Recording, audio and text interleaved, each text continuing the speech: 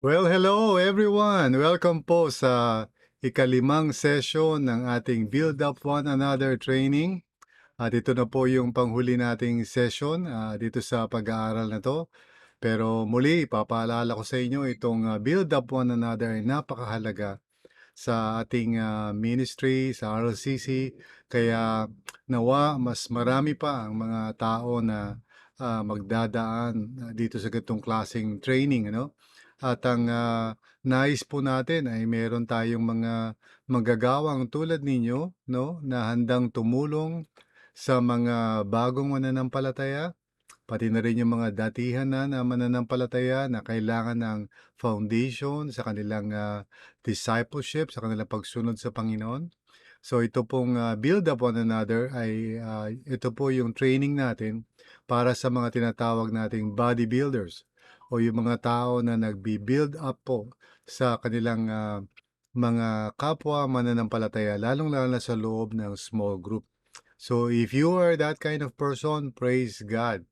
Yan po ang dalangin natin na magkaroon tayo ng maraming mga bodybuilders na ready talaga na mag-disciple ng mga tao para sa ganoon na lahat po tayo ay lalago at magbubunga at magiging mga faithful and fruitful disciples of Jesus. So sige, hindi na natin patagalin. Tayo ay manalangin. Let's ask and let's pray to the Lord para tulungan tayo sa ating pag-uusapan ngayon. Let's pray. Lord, maraming salamat sa iyo sa biyaya mo, Panginoon. At muli, kami ay mag-aaral. Ngayon, ito na po yung panghuling session ng Build Up One Another. Dalangin ko po, Lord God, na tumimo muli, Panginoon, sa bawat isa ang mga pag-uusapan namin dito, Lord. Tulungan mo kami, gabayan mo kami. At gamitin mo ako, Panginoon, ayon sa iyong biyaya. At puspusin mo ako ng banal na espiritu para maituro ko ang session na ito sa mabuti at mabisang pamamaraan. Lord, maraming salamat muli. Pinagkakatiwala namin sa iyo itong pag-aaral na ito para maging makabuluhan ito at talagang makatulong sa bawat isa. Maraming salamat, Panginoon, sa pangalan ni Jesus. Amen and amen. So, praise God at tayo po ay dadako ngayon sa ating training, no? Build up one another. Ito yung ating nais na pag-usapan. And once again, ito yung motto natin, no? Huwag natin kalilimutan. We must build up one another to experience real life in Christ together. So, lalong-lalo na sa session na 'to ipapaliwanag ko kung gaano kahalaga talaga itong ministry na 'to, lalong-lalo na may kinalaman sa ating vision frame. Pero bago 'yon, gusto kong bigyan ng pansin, yung build po ay isang acrostic na nagbibigay ng paliwanag kung ano ba yung mga hakbang o mga steps para matulungan natin ang mga kapatiran natin para ang bawat isa ay maging tapat, maging faithful at magbunga, maging fruitful para sa kaharian ng Diyos. So, BUILD po ang sinusunod nating acrostic. At ang ibig sabihin po niyan, una, letter B ay begin mentoring new converts or believers. So, kailangan umpisahan natin sa pamamagitan ng pagkakaroon ng mentoring relationship sa loob po ng small group. Kaya ito po mga bodybuilders ay bahagi po ng tinatawag nating core team kasama ng mga coordinators and facilitators na siyang tutulong para yung small group po ay maging matibay. Ngayon, ikalawa, letter U, understand their learning style or preference. Alamin natin yung style ng pag-aaral. Wag lang natin ipilit kung ano yung workable sa atin o yung gusto nating pamamaraan. Kailangan i-adjust natin o i-adapt natin yung sarili natin dun sa mas mabisang paraan kung saan matututo yung ating mga tinuturuan. Number 3, letter I, instruct them using the real life journey. So napakahalaga po na tayo po ay nagdaan sa real life journey at ready na rin tayo na ituro ito sa iba, no? Ikaapat, love them unconditionally but firmly. So nakita natin na napakahalaga, no, na ibigin ang ating mga kapatiran at lahat ng gagawin natin ay ayon sa pag-ibig ni Kristo.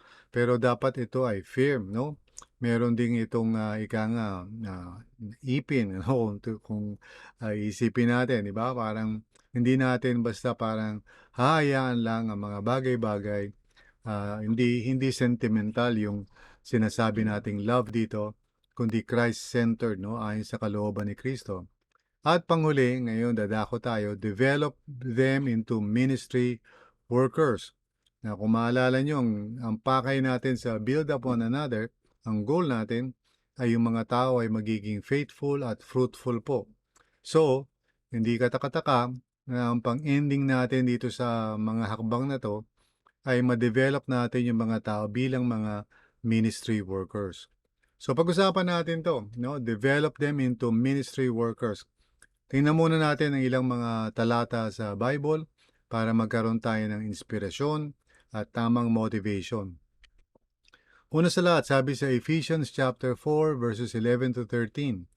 So Christ himself gave the apostles, the prophets, the evangelists, the pastors and teachers to equip his people for works of service. Sa lumang translation, works of ministry, no? So lahat dapat nagmi-minister. So that the body of Christ may be built up until we all reach unity in the faith and in the knowledge of the Son of God and become mature, attaining to the whole measure of the fullness of Christ. So lalago lamang po ang katawan ni Kristo, magiging mature tayong lahat kapag nagtutulungan tayo sa pag-equip, no, ng mga kapatiran. So tayo sa RLCC, hindi tayo naniniwala na sapat na makarinig tayo ng mabuting balita o dumalo tayo sa Freedom Day, mabaptize tayo, tumanggap tayo ng Holy Spirit, mag-join tayo sa small group.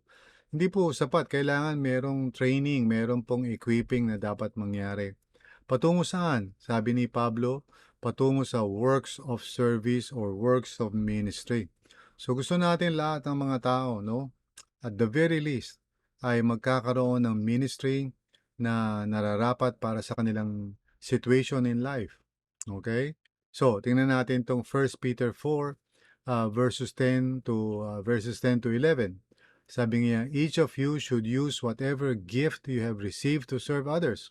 So, binigyan tayo ni Lord ng mga kaloob o mga spiritual gifts as faithful stewards of God's grace in its various forms. Iba-iba yan, no? Pero lahat yan nagmumula sa grace of God. If anyone speaks, sabi ni Peter, no? They should do so as one who speaks the very words of God.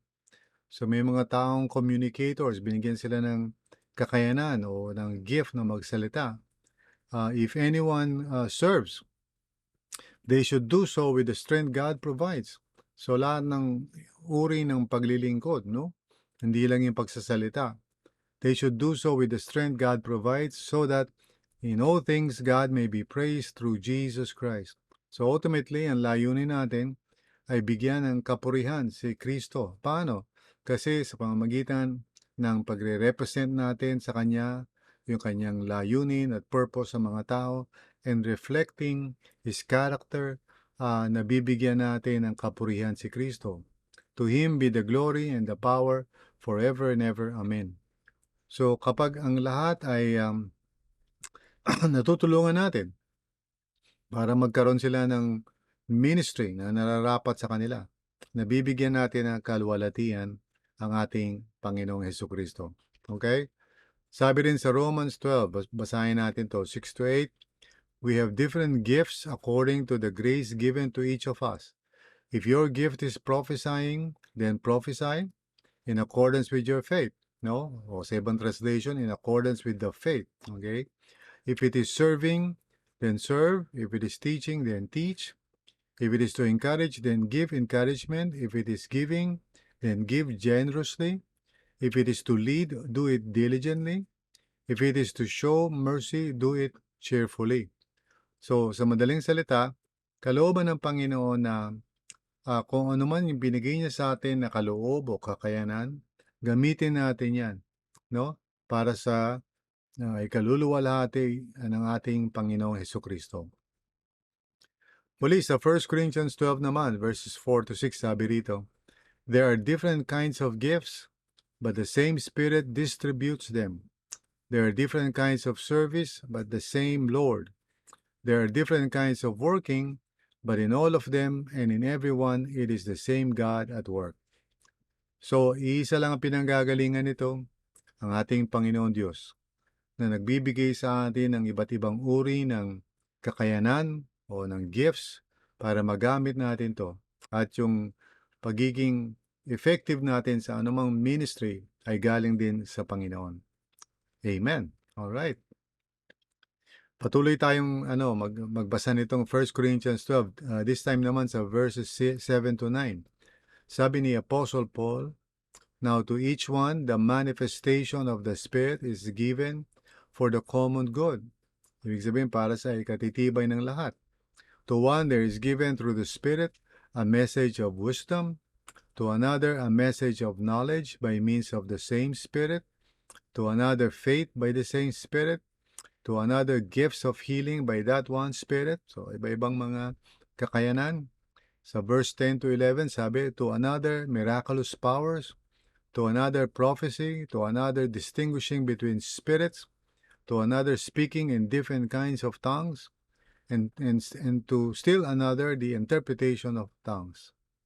All these are the work of one and the same Spirit, and He distributes them to each one just as He determines. So si Lord ang nagde-decide kung anong kakayanan meron tayo, paano natin ito magagamit sa karya ng Diyos, at kung ano yung magiging resulta ng ating mga ministry. Si Lord lahat ang may desisyon tungkol sa mga bagay na yan. Tayo ay tumatanggap lamang at nagpapasalamat sa Diyos at ginagamit natin to para sa ikatitibay ng bawat isa. So verses 12 to 14, sabi muli ni Pablo, just as a body, though one has many parts, but all its parts form one body, so it is with Christ. For we were all baptized by one Spirit, so as to form one body, whether Jews or Gentiles, slave or free, and we were all given the one Spirit to drink. Even so, the body is not made up of one part, but of many. So, kailangan po natin ang bawat isa. Kaya itong build up one another ministry ay para matulungan natin ang mga tao na hindi lang magkaroon sila ng foundation sa kanilang discipleship, kundi ma-discover nila kung ano yung ministry na pwede nilang magawa sa kaharian ng Diyos. Kaya mahalaga ang build up one another kasi ang resulta nito ay mga membro natin na lumalago at naglilingkod sa Panginoon. So, paano ba natin gagawin to? How do we develop yung mga ministry workers in the body of Christ? May 4 na bagay na gusto kong i-share sa inyo tungkol dito. Una, after finishing the real life journey, so pagkatapos natin silang turuan ng real life journey, teach them the MP4 strategy. So yan po ay training na hopefully na pagdaanan nyo na bago kayo dumating dito sa Build Up One Another. Kasi yung MP4 strategy, yan talaga yung unang training natin bago tayo pumunta sa Build Up One Another. Pero pag nandito na tayo sa Build Up One Another, kailangan tayo po ang mga magtuturo naman sa mga bagong mananampalataya, no? Kung ano ang MP4 strategy. So tayo yun, mga bodybuilders ang gumagawa niyan. Amen? So, pangalawa, when it's time to choose from the sharp volunteers, kung maalala nyo doon sa MP4 training, binabanggit yung sharp volunteers. So, pag pipili na ang isang tao, kailangan gabayan natin sila. Guide them through the I serve process. So, ipapaliwanag ko sa inyo yan. Pangatlo, when it becomes clear what their ministry will be, okay, help them to become aware of its importance to our overall vision frame. So, hindi lang basta pipili sila ng ministry. Kailangan maunawaan din nila kung bakit mahalaga ito, lalong-lalo sa pagpapatupad ng ating vision frame. No? At panghuli, help them to deepen their skills in their chosen ministry. So, ito, ongoing ito. Gusto natin na kung naman yung mapili nilang ministry, ay masuportahan natin sila, matulungan natin sila kung paano sila lalago sa ministry na yon. O baka sakaling kinakailangan silang lumipat sa ibang ministry once ma-discover nila na hindi sila gifted doon, no? O hindi yun ang passion nila. So pag-usapan natin 'to, okay? Amen? So una sa lahat, ano ba yung MP4 strategy training? So ito yung gusto natin na pagdaanan ng isang tao pagkatapos ng real life journey. At ano ba yung mga topics yan? Merong 6 na topics yan. Una sa lahat, merong overview. Binibigyan natin ng pangkalahatan, ika nga top-down na understanding kung paano pinatutupad yung MP4, no? At ito ay merong 4 na stages, yung tinatawag na preparation, tapos proclamation, tapos persuasion, and then panghuli ay preservation. So dadaanan natin 'yan sa MP4 training natin, no? So yung preparation stage, ito po yung go to the lost. Yung magge-generate po tayo ng connections, gagawa tayo ng hit list, tapos i-offer natin sa mga taong 'yan ang God's love in many different ways, no? So i-prepare na natin ang lupa, ika nga. Bago pa tayo gumawa ng mga Bible studies natin, dapat inahanda na natin yung ating hit list. Tapos sa session 3 naman, sharp volunteers ang tinatalakay. Kaya ito mahalaga, malaman ng mga tao na lahat ay pwedeng makilahok o sumali sa MP4 strategy. At yan ay pag-uusapan din natin dito sa ating session na ito. Ikaapat ay proclamation stage. Ito na yung time na mag-conduct tayo ng real life Bible studies sa iba't ibang lugar. Ayon sa mga open doors na ibibigay ni Lord sa atin. Whether face-to-face yan o online, ipoproclaim natin ang gospel. Ikalima, sa persuasion stage, ito po yung Freedom Day na tinatawag, kung saan muli natin i-reinforce yung mensahe natin sa Real Life Bible Study at papaliwanag natin muli ang Ebanghelyo at sisiguraduhin natin na nauunawaan nila kung ano ang mabuting balita, ano ibig sabihin ng manampalataya, at siyempre mahalaga yung tungkol sa water baptism at spirit baptism. At panghuling session ng MP4 training ay yung preservation stage, kung saan kailangan matutunan natin paano fina-follow up ang mga bagong mananampalataya at paano sila tutulungan na makilahok o maging bahagi ng community natin, lalo na ang mga small groups natin. So, sa pagtatapos ng MP4 training, gusto natin na mga tao ay nagvo-volunteer na para sila ay makasama sa MP4, no? Yan yung unang-unang ministry na gusto natin matutunan ng mga kapatiran natin sa RLCC bago pa ang ano pang ministry na maaaring gawin nila later on. Now, para matulungan sila sa pag-discover ng kung ano yung ministry nila, kailangan tulungan natin sila sa pamamagitan ng I-serve process. Ano yung I-serve process? Ito ay isang proseso kung saan nililista ng isang tao yung mga posible niyang pwedeng maging involvement sa kahit anong ministry, hindi lamang naman sa MP4, no? Pati sa pangkalahatan, no? Ano yung pwedeng maging involvement niya? So, tapos unti-unti niyang ina-narrow down 'yan sa pamamagitan ng mga categories hanggang sa matira na lang 1 o 2 na kanyang pagpipilian. So, 'yan yung I-serve process. So, papaliwanag ko sa inyo para matulungan niyo yung mga tao. Nag-uumpisa 'yan sa letter I, at ang I, ang ibig sabihin po niyan ay interest. So, tatanungin natin yung tao, hindi lang basta pipiliin niya yung sa sharp kung ano gusto niya, kundi saan ba siya merong interest. Saan ba niya nakikita yung sarili niya na gusto niyang mag-serve kay Lord? Siyempre, depende yan sa maraming mga bagay, pero, ilista lang muna. Ano ba yung mga gusto niyang gawin? Hindi lang naman sa MP4 yan. Kahit pagkatapos ng MP4, ano ba yung mga gusto nating gawin, para sa Panginoon? Gusto ba nating umawit, tumugtog, mag-serve sa kids church, o ano naman yung gagawin natin, outreach, di ba? So, ano yung mga interest natin? Pangalawa, letter S. Dito, titingnan natin yung mga strengths. So, tulungan natin yung tao na ating dine-disciple, 'no? Ano ba yung mga strengths mo? Ano ba yung mga bagay na masasabi mo na talagang may gifts ka dito, okay? So, dun sa mga nilista niyang mga interest niya, maaaring mabawasan yun. Kasi hindi naman lahat ng mga bagay ay strong tayo.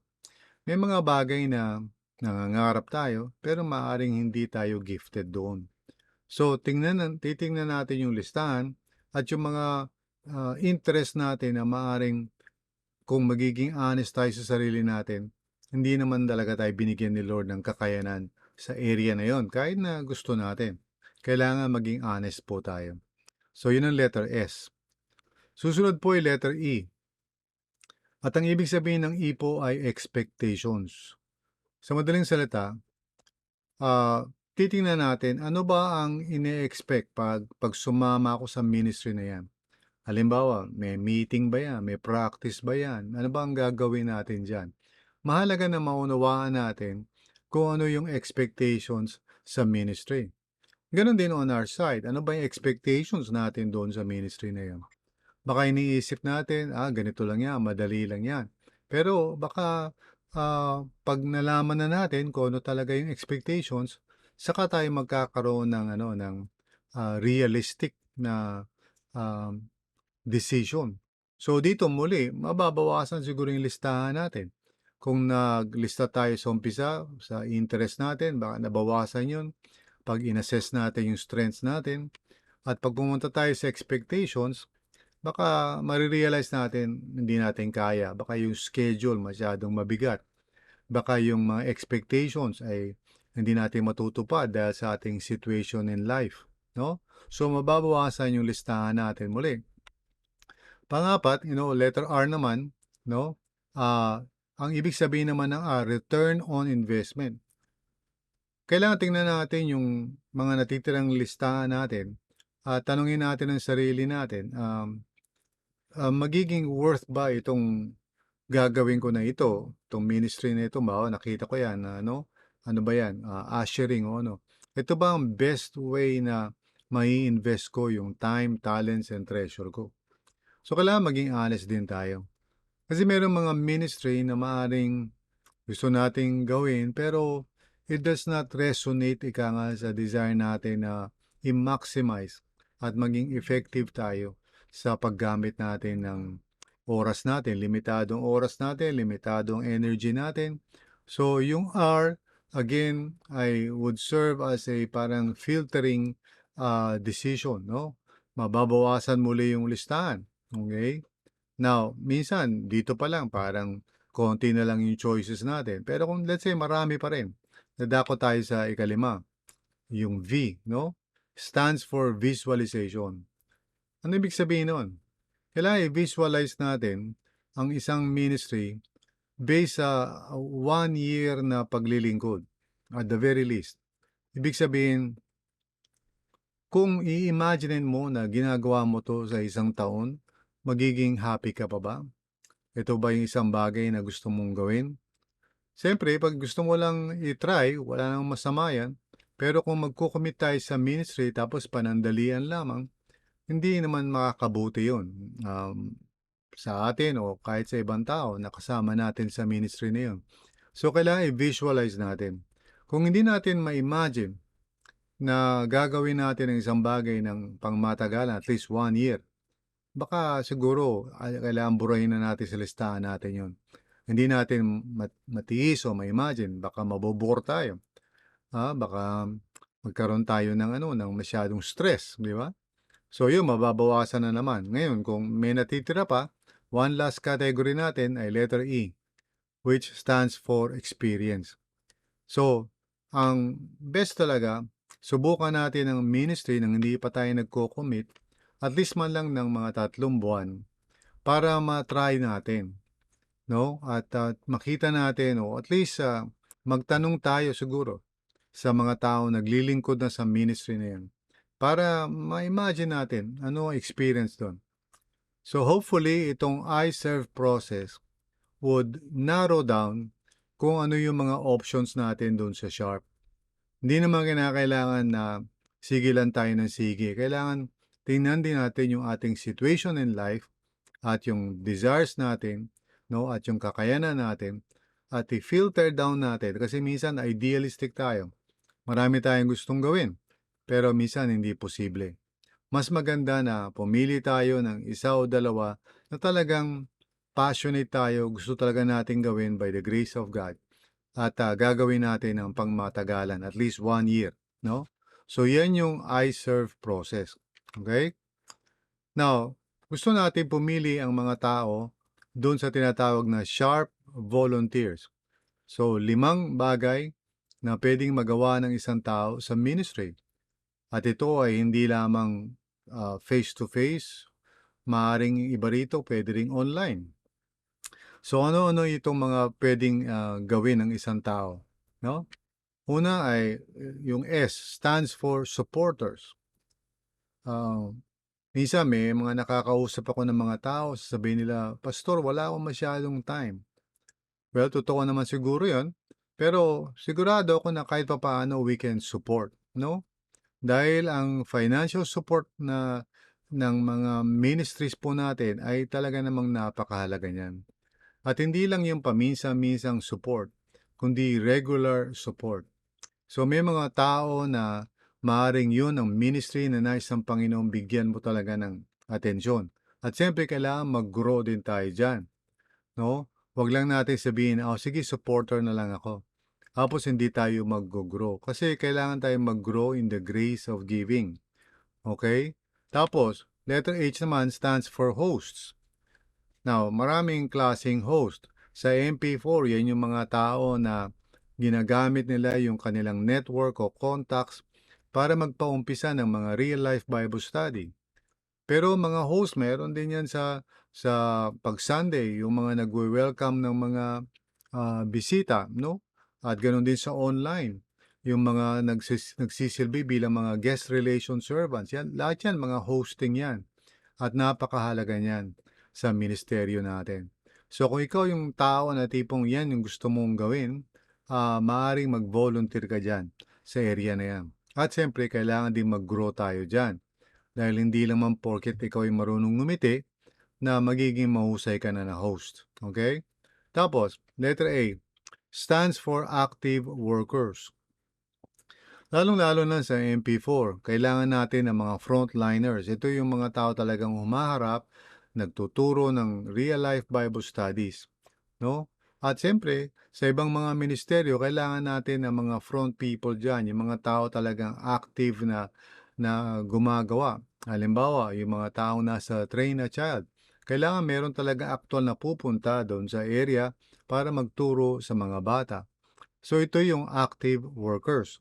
Kailangan natin yan. So baka yan ang pwede mong magawa, lalong-lalo na kung meron kang oras at meron kang kakayanan. Tapos yung R naman stands for resource people. Ito yung mga taong kailangan na usually nasa background at kailangan natin, halimbawa sa MP4, kailangan natin yan sa Freedom Day. Kailangan natin maraming mga resource people dyan. Mga worship, singers, ganyan, mga musicians, mga kung ano-ano, mga cook, no? At kahit naman sa iba pang mga gawain, kailangan natin ng mga program directors, kailangan natin ng mga tech people, kailangan natin ng mga marketing people, kailangan natin ng mga gumagawa ng mga audio at kung ano-ano, yung mga nasa likod ng broadcasting natin. Yan ay mga resource people po, mga kapatid. Okay? At kung kayo ay merong kakayanan, halimbawa sa computer o marunong kayo mag-internet, malamang resource people ang gusto niyong pasukan. No? At panghuli, siyempre, hindi natin pwedeng baliwalain yung tinatawag na prayer warriors. So, letter P, prayer warriors. At ito, hindi lang naman yung mga nagpe-pray sa background. Sila rin yung mga nagpe-pray pag may mga prayer request. At yung prayer request, maaaring dumating sa atin verbally o kaya online. So, kailangan natin ng ganitong mga tao, mga intercessors. So, kaya ang ano yan, tawag natin dyan, sharp volunteers yan. At hindi lang yan para sa MP4, siyempre doon nag-uumpisa, kundi pati na rin sa iba pang mga paglilingkod, maaari din natin i-categorize yan bilang sharp, no? S-H-A-R-P. Kaya ang gusto natin sa mga, tao na nasa loob ng small group, eventually malaman nila at mapili nila kung ano ang gagawin nilang ministry. Amen? Now, mahalaga kahit anong ministry po at bilang bahagi ng Build Up One Another uh, ministry, kailangan po na ipaliwanag natin sa mga tao, bakit ba natin gagawin ito? Gaano ba kahalaga ito? So dito papasok yung dapat nauunawaan natin yung vision frame ng RLCC, no? At ito ay mayroong apat na aspekto, no? Una sa lahat, yung tinatawag nating mandate. Ano ba yung pinagagawa sa atin ng Panginoon? Ano ba yung mission natin? Okay? Pangalawa, yung marks of success. Paano ba natin malalaman kung na-accomplish natin yung ating mandate, no? Pangatlo ay motivations. Ano po ang maaari mag-motivate sa atin para patuloy nating gawin yung pinagagawa ni Lord? At panghuli, ano ba yung method natin? Paano ba natin gagawin ito? So itong mga bagay na ito, kailangan alam natin sa puso natin at kaya natin ipaliwanag doon sa mga tinitrain natin, no, na mga mananampalataya. So, paliwanag ko sa inyo, ano ba yung mandate natin? To help people experience real life in Christ together with others. Gusto kong i-memorya nyo yan, i-memorize nyo yan. No? To help people experience real life in Christ together with others. Kaya tayo may mga community at may mga small group. Kasi yan ang mandate natin. Yan ang nice nating gawin. Ngayon, ano ang ating marks of success? Paano natin malalaman na tayo ay nagtatagumpay? Well, ang marks of success natin o minsan ang tawag ng mga tao, vision, no? Pero sa atin ang tawag natin marks of success, a community of communities where the presence, power, and purpose of Christ are fulfilled in and through each one. So gusto natin magkaroon ng maraming communities sa iba't ibang lugar. Kaya tayo, desire natin na humayo, lumago, pumunta sa iba't ibang lugar para magtatag ng mga communities. At hindi lang basta kahit anong community, kundi nandoon yung presence, yung power, at yung purpose of Christ. Kumikilos, nangyayari sa buhay ng bawat isa at sa pamamagitan ng bawat isa. So yan yung ating marks of success. Every year, gusto natin i-evaluate ang sarili natin. Nangyayari ba ito?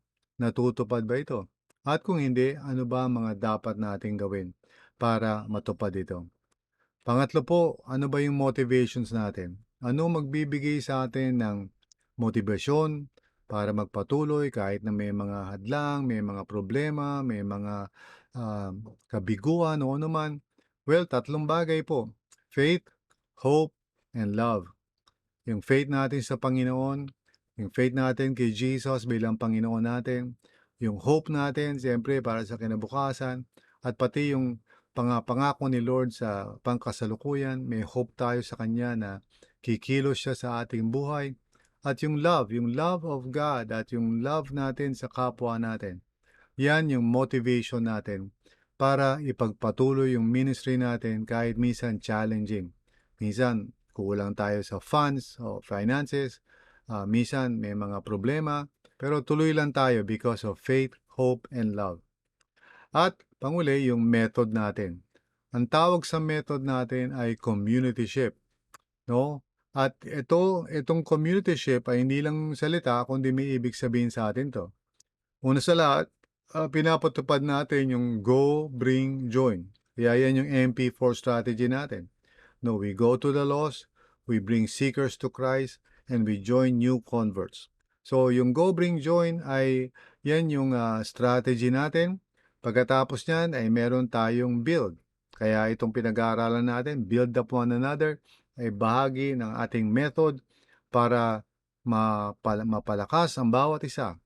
At panghuli, yung spot, train, assign, or send. Lahat ito mga acrostic ito eh. At ito ay mga gabay para sa proseso ng communityship. Yung spot, train, assign, or send, yan ang tinatawag nating lead strategy. So sa madaling salita, ito po yung ating pamamaraan na ipinapatupad. So, napakahalaga na ipaliwanag natin yan sa mga na membro natin na tinuturuan natin. So, build up one another. Hindi lang yung dadaan sila sa real life journey. Kailangan ma-deploy natin sila sa MP4 at may paliwanag natin sa kanila bakit mahalaga itong mga sharp volunteers na ito. Amen? Alright. So, once more mga kapatid, ito ang motto natin. We must build up one another to experience real life in Christ together. At wag nating kalilimutan, yung build po ay isang acrostic na ibig sabihin, begin mentoring new converts or believers, understand their learning style or preference, instruct them using the real life journey, love them unconditionally but firmly, and then finally develop them into ministry workers. So, kapag yan ay nagagawa natin o at nagagawa sa iba't ibang mga small groups natin, lalong titibay at lalago ang ating church. No? Purihin ang Panginoon.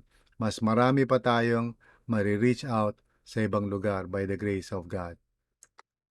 Nawa, natuto kayo ng mabuti dito sa ating Build Up One Another training at ang layunin ko po ay maturuan kayo kung paano natin palalakasin, pagtitibayin ang mga mananampalataya, paano natin sila i-disciple. Para sa ganon, may ready natin sila sa ministry na ipatutupad nila ayon sa biyaya ng Diyos. Okay? So, I hope and pray na hindi lang po tayo nakinig dito sa training na ito, bagkus ay talagang ready na tayo na ipatupad ito. Kung may mga questions po kayo o anuman, tanungin nyo po yung nag-train sa inyo o yung nagtitrain sa inyo para mas lalo nyong maunawaan ang bawat aspekto nito. Kaya tayo po ay manalangin bilang pasasalamat sa Panginoon sa natapos natin training. Let's all pray. Lord, maraming salamat sa iyo muli. Purihin ka. Thank you, Lord, dito sa Build Up One Another training na ito. At nawa, Panginoon, ang bawat isa ay natuto at maging handa na magpatupad ng ministeryo na ito, lalo-lalo na bilang bahagi ng core team ng small group. Lord, by your grace, Panginoon, inihiling ko po na ikaw ang kumilos sa puso ng bawat isa para magkaroon ng commitment, ng courage at creativity, Panginoon, na tuparin itong Build Up One Another Ministry para sa ikalalago ng iyong iglesia sa RLCC at para mabigyan namin ng kaluwalhatian ang inyong pangalan. Maraming salamat po sa pangalan ni Jesus. Amen and amen. So praise God at maraming salamat sa inyong panonood at pagtatapos nitong seminar na to. God bless you.